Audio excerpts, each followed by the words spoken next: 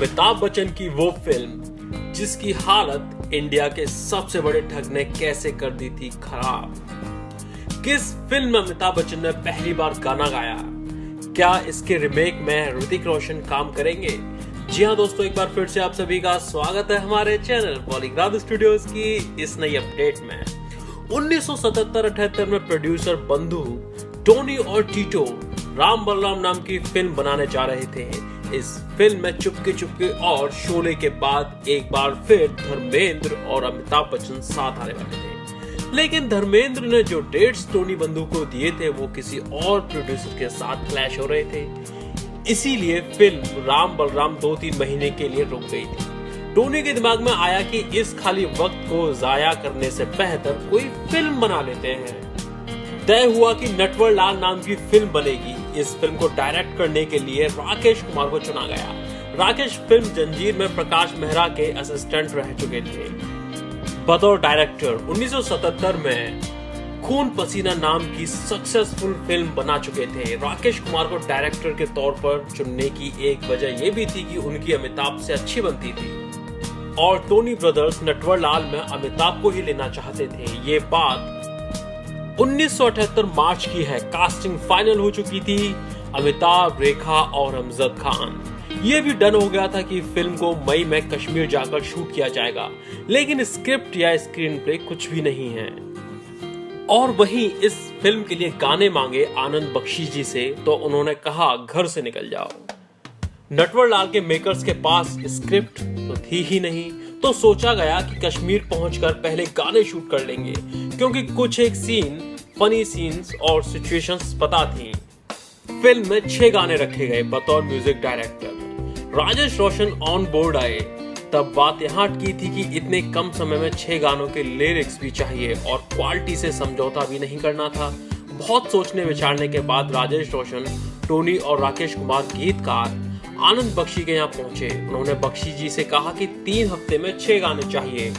बख्शी जी ने 5 चबाते हुए कहा, मेरे घर से बाहर निकल जाओ, मैंने दूसरे प्रोड्यूसर्स को भी वादा किया हुआ है, इसीलिए मैं उनसे पहले तुम लोगों को गाना नहीं दे सकता। आनंद बख्शी को समझाया गया कि उन्हें 6 गाने एक साथ नहीं चाहिए। जैसे जैसे गाने तैयार होते जाएं वो उन्हें देते जाएं। उन दिनों रिकॉर्डिंग स्टूडियो रातों रात बुक नहीं होते थे, हफ्तों पहले बुक कराने पड़ते थे।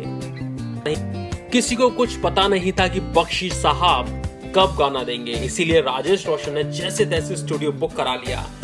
जैसे ही लिरिक्स आए फटाफट गाने की रिकॉर्डिंग हो जाए। हमेशा की तरह बख्शी साहब शाम 6 बजे अपनी 1964 मॉडल फिएट से राजेश रोशन के घर पहुंचे। मुंह में पान और हाथ में 555 सिगरेट की टप्पी लिए। वो अपनी जगह पर बैठे सिगरेट जलाई और कुछ गुनगुनाने लगे। वो गुनगुनाते हुए कुछ बोल रहे थे। जब राजेश और टोनी ने ध्यान से सुना तो परदेसिया ये सच है पिया, सब कहते हैं तूने मेरा दिल ले लिया गा रहे थे। सिर्फ लिरिक्स ही नहीं, जिस धुन में वो गुनगुना रहे थे वो भी बड़ी शानदार थी। ये सुनने की देरी थी कि राजेश रोशन एक्साइटेड हो गए। आनंद बख्शी ने अगले 15 मिनट में वो पूरा गाना लिखा और अगले 15 मिनट में राजेश रोशन ने उन लिरिक्स को धुन में पिरो दिया। इस तरह फिल्म का सबसे हिट गाना परदेश या टोटल आधे घंटे में बनकर तैयार हुआ। वहीं बात करें कि अमिताभ बच्चन ने किस फिल्म में गाना गाया, तो पहला गाना बन जाने के बाद फिल्म की सिचुएशन के हिसाब से एक गाना बच्चन और बच्चों के साथ होना था।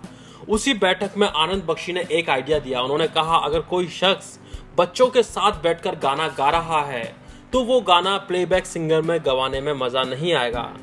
उस गाने का असली भाव तब आएगा जब पर्दे पर दिख रहा एक्टर अपनी आवाज में उसे गाए। बख्शी साहब ने कहा, हमें एक गाना बच्चों के साथ बनाना चाहिए और उसे अमित जी से गवाना चाहिए। सारी बहस यहीं ठहर गई। आनंद बख्शी ने एक ही सिटिंग में दूसरा गाना मेरे पास आओ भी लिख डाला। उस गाने को महबूब स्टूडियो में अमिताभ बच्चन के साथ रिकॉर्ड किया जाना था। अमिताभ ने इससे पहले फिल्म कभी कभी 1976 में साहिल लुधियानवी की लिखी कुछ पंक्तियां कविता की तरह पढ़ी थी, लेकिन गाना उन्होंने कभी नहीं गाया था। वो सकुचा रहे थे। फाइनली उन्होंने वो गाना रिकॉर्ड किया। साउंड रिकॉर्डिस्ट घोष बाबू ने बच्चन को वहां से छूटते ही कॉम्प्लीमेंट दिया था कि उन्हें और गाना चाहिए।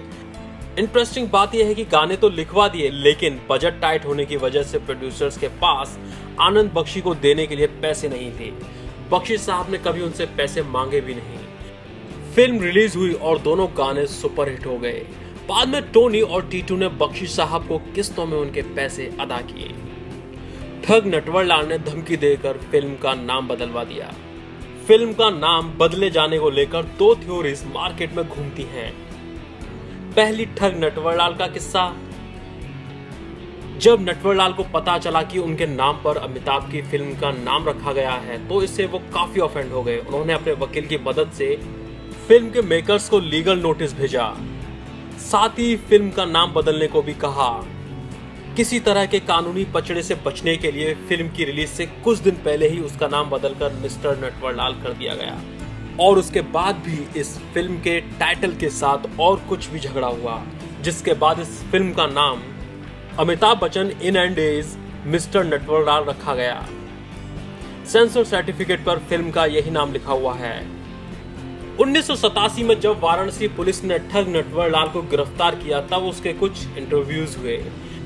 एक रिपोर्टर ने उससे पूछा, क्या आपने अपनी कहानी पर बनी फिल्म मिस्टर नटवरलाल देखी है? तो नटवरलाल ने जवाब देते हुए कहा, नहीं, जब मैं खुद ही असली हीरो हूं तो नकली हीरो को क्यों देखूं? जब मुझे इस फिल्म के बारे में पता चला तो मैंने इसके निर्देशक और निर्माता पर मानहानि का मुकदमा दायर किया।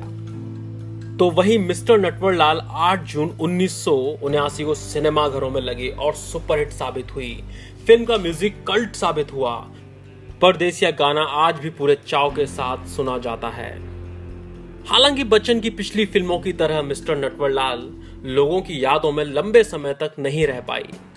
हालांकि ये फिल्म सुपर डुपर हिट तो थी ही और इसका म्यूजिक उससे भी ज्यादा। तो वहीं इस फिल्म के म्यूजिक डायरेक्टर राजेश रोशन और अमिताभ बच्चन इस फिल्म को एक बार फिर से बनाना चाहते हैं, लेकिन राजेश रोशन चाहते हैं कि इस फिल्म में अमिताभ बच्चन वाला किरदार ऋतिक रोशन निभाएं। इस बात के लिए अमिताभ बच्चन राजी भी हो गए हैं, क्योंकि अमिताभ बच्चन की एक फिल्म अग्निपथ के सीक्वल में ऋतिक रोशन एक बार नजर भी आ चुके हैं और वो उस फिल्म को सुपर डुपर हिट बना चुके हैं। तो फिलहाल राजेश रोशन इस फिल्म के म्यूजिक को लेकर और उसके सीक्वल की स्क्रिप्ट पर काम कर रहे हैं। तो दोस्तों, क्या आप नटवरलाल का सीक्वल देखना चाहते हैं? क्या आप नटवरलाल के रूप में ऋतिक रोशन को देखना पसंद करेंगे? आपको क्या लगता है और आपकी क्या राय है? आप हमें कमेंट बॉक्स में कमेंट करके जरूर बताएं। लाइक और शेयर करना बिल्कुल न भूलें और देखते रहिए हमारा चैनल पॉलीग्राफ स्टूडियोज।